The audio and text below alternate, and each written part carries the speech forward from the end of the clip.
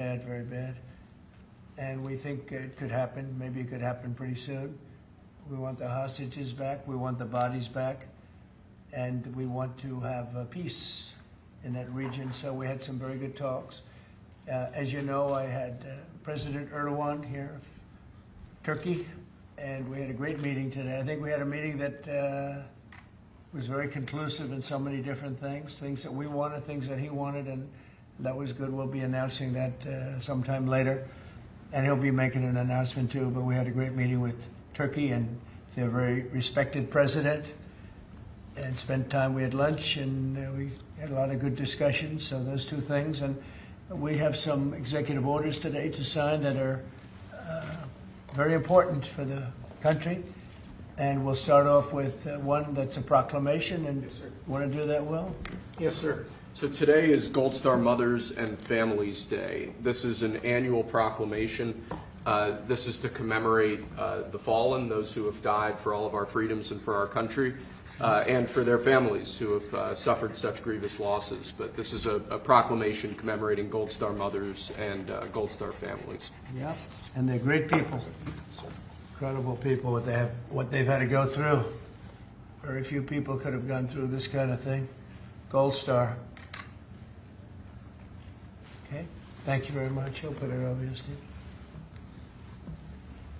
Next, sir, we have an executive order on TikTok. From the first days of your administration, you've charged a team from your administration, led by Vice President Vance, with ensuring that we can preserve TikTok as a platform for the 170 million Americans who use it, while ensuring that their data is properly protected as required by law. With this executive order, you will be effectively bringing into effect the agreement that will save TikTok and ensure that it can operate safely and securely.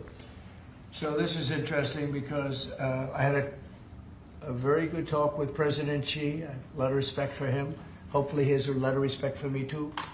And we talked about TikTok and other things, but we talked about TikTok, and he gave us the go-ahead. You know, it's run by American investors and American companies, great ones, great investors, the biggest. You don't get bigger, I don't imagine.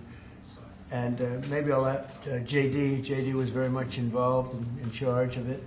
And maybe I'll have you say a few words about the deal. He would report back, and the points of the deal, I think, are great for our country. So, JD, do you want to give it a little talk, please? Yes, sir. Yeah. So thank you, sir, for your leadership and for your help. We really couldn't have done this without the president actually ushering this deal over the finish line.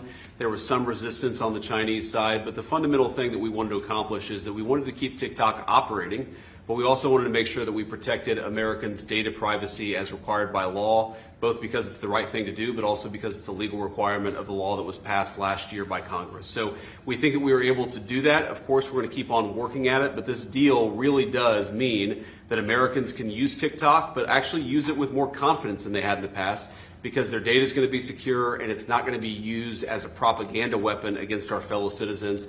We're very excited about it. We appreciate the cooperation of everybody involved, and it's a big day.